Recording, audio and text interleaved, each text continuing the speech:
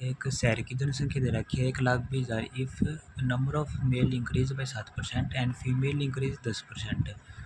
तो population of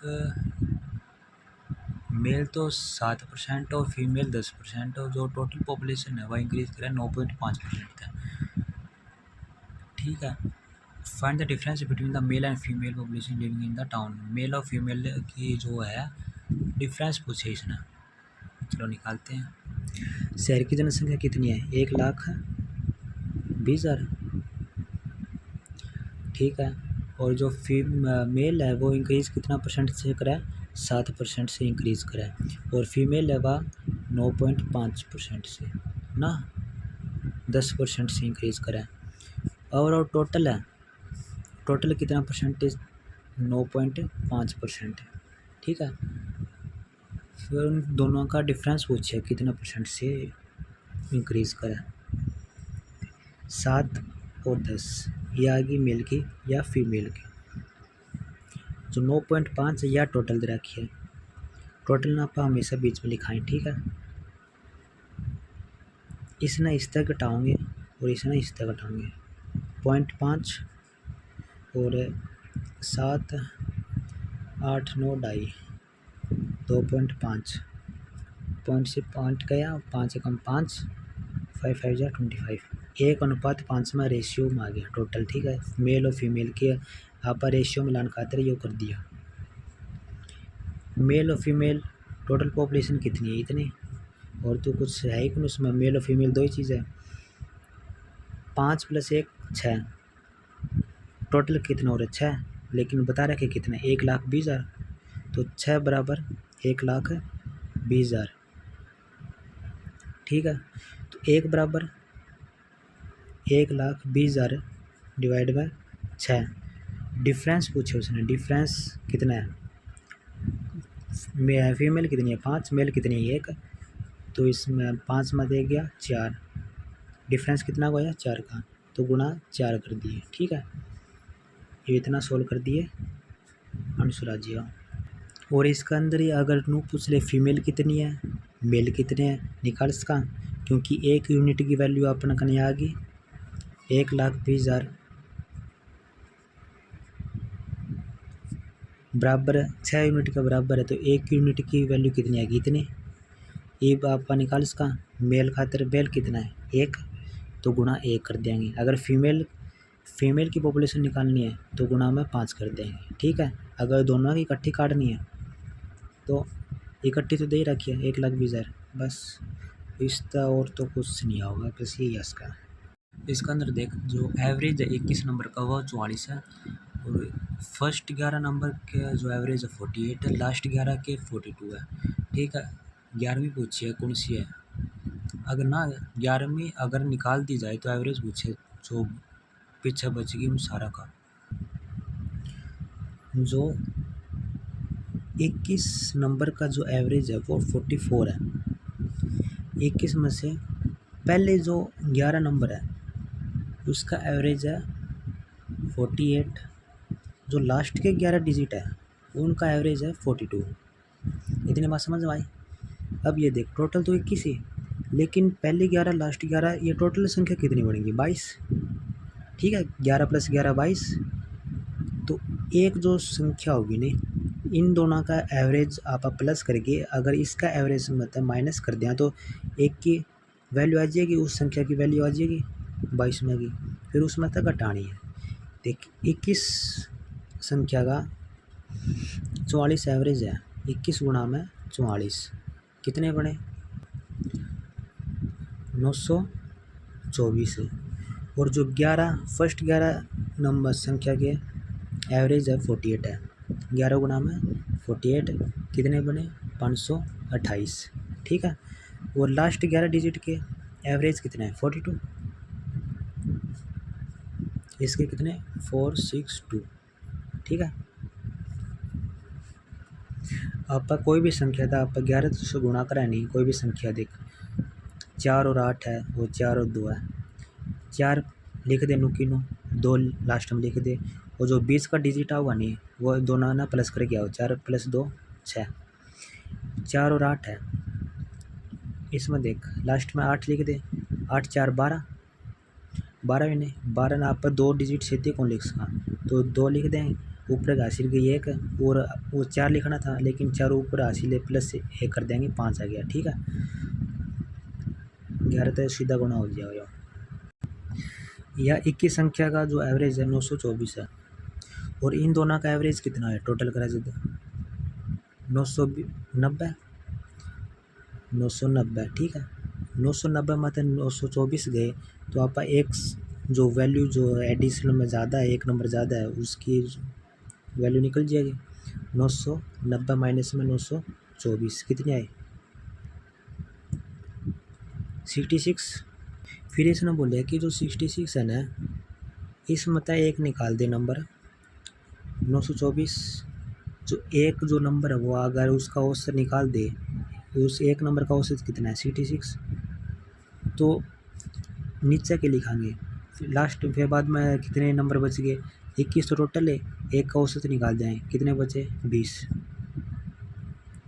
यह बात समझ में आई। बस इसने सोल्व कर लिए। ठीक है, इसमें देख A can finish a work 16 days, B can finish a work in 12 days, and अगर दोनों मिलकर काम करे तो 4 दिन में ख़त्म कर दे। ए लेफ्ट कर दे काम के बाद में, तो बी कितना दिन हम काम करेगा ये पूछे। ठीक है,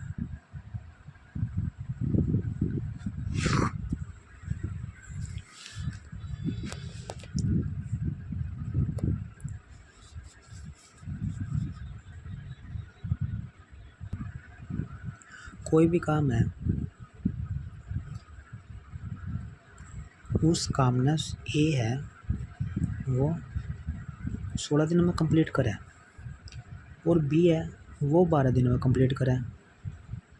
टोटल वर्क निकाल इसका, टोटल वर्क क्या होगा 16 और 12 का दोनों का एलसीएम होगा। ठीक है, दोनों का एलसीएम होगा, एलसीएम कितना आया 48।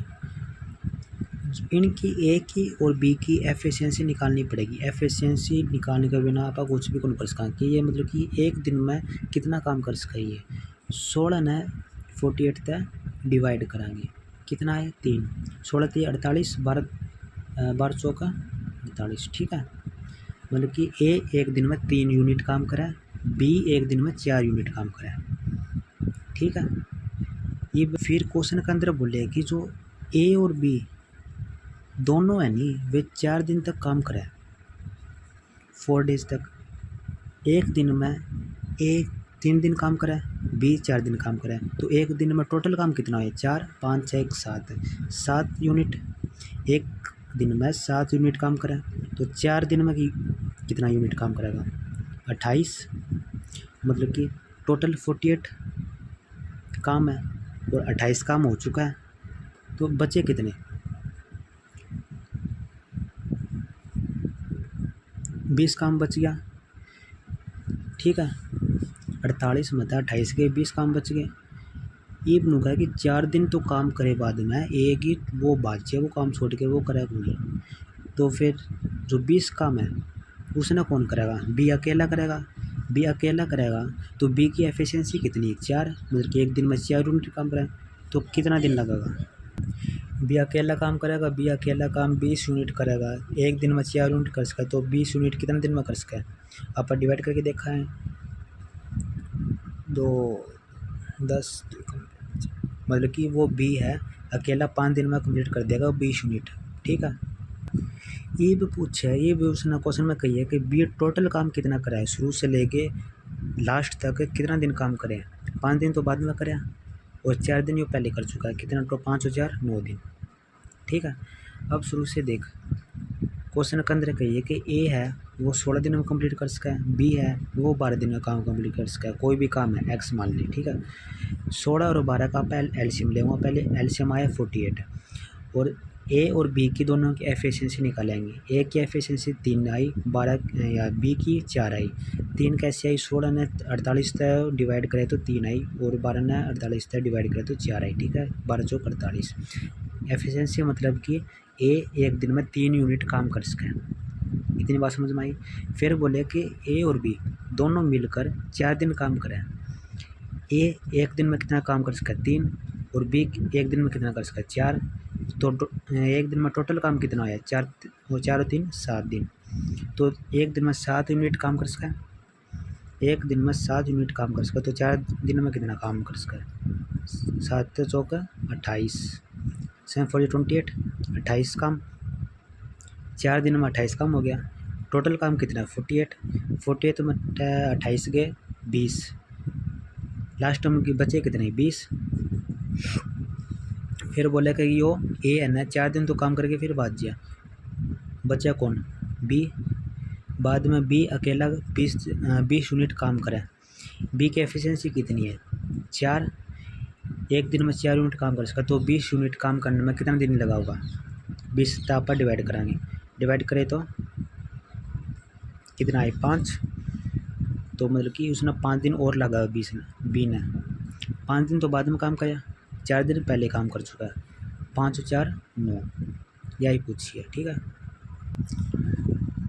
ये जो कार है वो यूजुअल स्पीड से आप 30% इंक्रीज़ करें। अगर स्पीड इंक्रीज़ करेगा तो टाइम भी कम लगेगा है ना। तो कितना टाइम कम लगेगा 2 घंटे। फिर पूछे, फिर बोले किसी ने अगर वो ही स्पीड रखता इंक्रीज़ ना करता तो कितना टाइम लगता। बस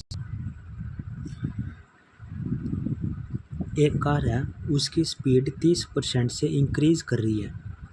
30% अपना पीछे भी बता के 30% का मतलब 30/100, 0 से 0, 3/10, 3/10 मतलब कि पहले जो स्पीड पहले कितनी 10 इंक्रीज़ की है तो 10 + 3 13, उसकी स्पीड पहले 10 थी तो अब होगी कितनी 13। इतनी बात समझ में आई। फिर क्वेश्चन के अंदर बोले कि जो डिस्टेंस है नी वह है सेम। अगर डिस्टेंस सेम है, जो रेशियो स्पीड का होगा, जो रेशियो स्पीड का होगा उसका उल्टा होगा टाइम का। मतलब कि 10 और 13, पहले 10 की स्पीड अब 13 होगी, या होगी स्पीड। अगर टाइम 13 और 10, पहले 10 की स्पीड और फिर बाद में हुई 13 की, 10 कम है 13 का, टाइम ज़्यादा लगेगा। अगर स्पीड ज़्यादा होगी तो टाइम कम लगेगा ठीक है। एक चीज़ और, अगर क्या था, हाँ, अगर टाइम सेम दे रखा हो, जो स्पीड का रेशियो होगा ना वो ही डिस्टेंस का रेशियो होगा, दोनों सेम होगा। लेकिन अगर डिस्टेंस दोनों की सेम है तो जो स्पीड का होगा ना उसका उल्टा होगा टाइम का ठीक है। इतना पता चल गया। और टाइम में डिफरेंस कितना है 3 का, लेकिन आपने क्वेश्चन के अंदर के बता रखे कि उसने 2 घंटे कम लग गया। तो 3 यूनिट बराबर किसका 2 के, तो 1 यूनिट किसका बराबर हुई 2/3। फिर उसने बोले कि जो सामान्य समय है वो ज्ञात करे। सामान्य समय पहले कितना 13, बाद में घट के होया 10, तो पहले तो 13 ही था, तो गुणा में आप 13 कर देंगे ठीक है। यो सोल्व कर लिए आंसर आ जाएगा ओके। फिर अगला क्वेश्चन आवा देख, ट्रेन के अंदर एक फॉर्मूला है डिस्टेंस स्पीड इनटू टाइम, बस इसके ऊपर ही सारी चीज़ टिकी हुई है ठीक है। अगर एक ट्रेन किसी आदमी ने पार करा तो वो खुद की लंबाई ने पार करा ओके। अगर फिर दूसरा, अगर कोई पुल है या ट्रेन अगर कोई पुल ना पार कराए तो खुद की डिस्टेंस तो पार करेगी और साथ में उसकी पुल की भी डिस्टेंस पार करेगी। समझ में आई। और दो ट्रेन है वह दोनों आमने सामने था है तो वह इसकी भी डिस्टेंस पार करेगी और इसकी भी करेगी ठीक है, दोनों की प्लस होगी ऐड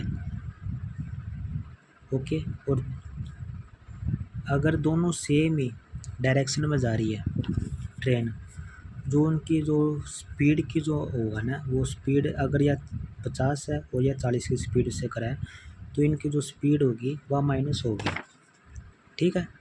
क्योंकि ये एक ही डायरेक्शन में जा, ये मतलब कि अलग अलग डायरेक्शन में अपोजिट डायरेक्शन में आती तो दोनों की स्पीड प्लस होती, 50 प्लस 40 90, ठीक है।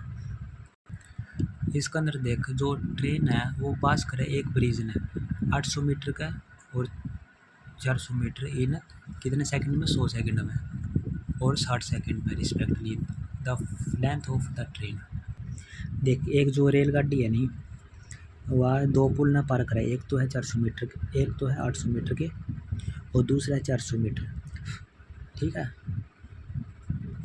इस 800 मीटर वाले में 100 सेकंड का समय ले और इसमें 60 सेकंड का समय ले, ठीक है। ट्रेन की लंबाई पूछी है, लेंथ पूछी है, इसमें क्या करांगे,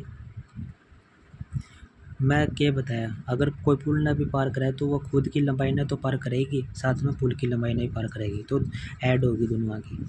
जो ट्रेन की लेंथ है कितनी है अपन पता को नहीं, प्लस पुल की कितनी है 800, नीचे डिवाइड में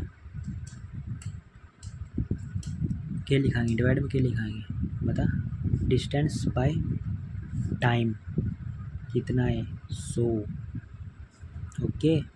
फिर बराबर कराएंगे क्योंकि दोनों ट्रेन तो बराबर ही है, ट्रेन की लेंथ प्लस में पुल की लेंथ कितनी है 400 डिवाइड में 60, डिस्टेंस बाय टाइम, क्योंकि अपन यही चीज़ है कि तो इनकी चीज़ों से ही अपने ट्रेन की लेंथ निकालनी, तो इसे अपन निकाल सका। टी के और ट्रेन की लेंथ है प्लस में 800 क्यों करें, क्योंकि अगर ट्रेन किसी भी पुल ने आप पार करा तो उसकी पुल की लंबाई प्लस ट्रेन की लंबाई खुद नहीं पार होगी, ठीक है। बताऊँ ऊपर समझाऊँ ना, या देख, अगर यो या पुल है तो पुल ने कोई भी ट्रेन पास करेगी तो कि कैसे करेगी, देखिए ऐसे ही करेगी। तो इस पुल ने या ट्रेन खुद एक तो या खुद की लंबाई न करना रही है, फिर साथ में पुल की लंबाई ने भी पार करना रही है, ठीक है। तो दोनों की अपन प्लस करांगे, ये दोनों बराबर करे बाद में 60 ने इस ताजे गुणा कर दिए और 100 ने इस गुणा कर दिए, आंसर आ जाएगा, ओके। एक सर्कल में रेस लगाओ, 1600 मीटर का सर्कल है, उसमें रेस लगाओ ए और बी, सेम पॉइंट पर बाजे, दोनों की स्पीड अलग अलग है, कितनी है एक की तो 27 है, एक की 45 है, ठीक है। After how long will they meet again from the first time on a track when,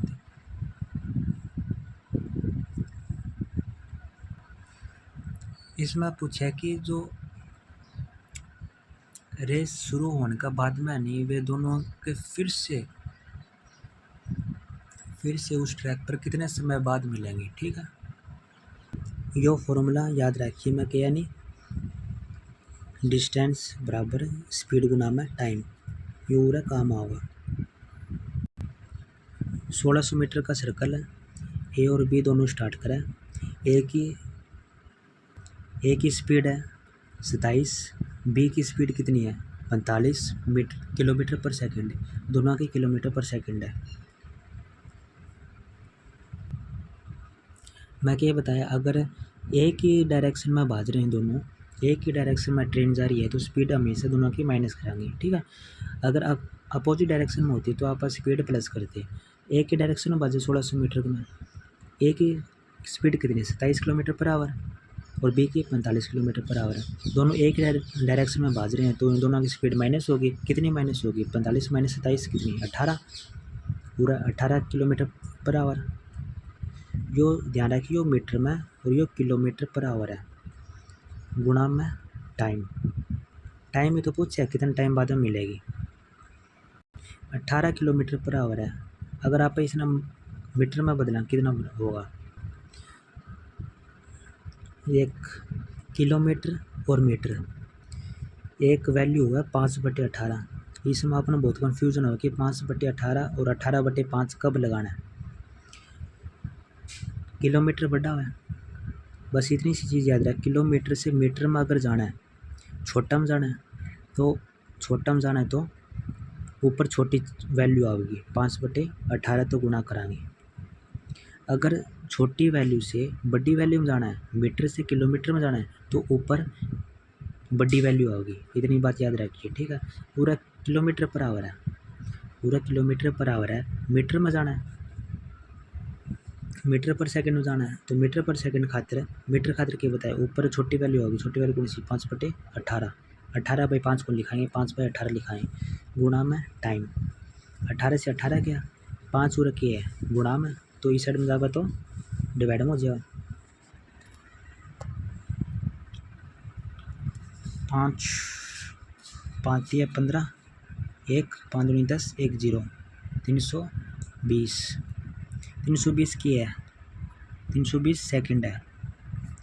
अगर हावर में पूछता तो आप 60 से डिवाइड कर देते, लेकिन हावर में पूछा कौन, ऑप्शन के अंदर सेकंड में ही है। ओके, इसमें देखता है स्पीड ऑफ द स्विमर है वह 9 किलोमीटर पर आवर है इन स्टिल वाटर, और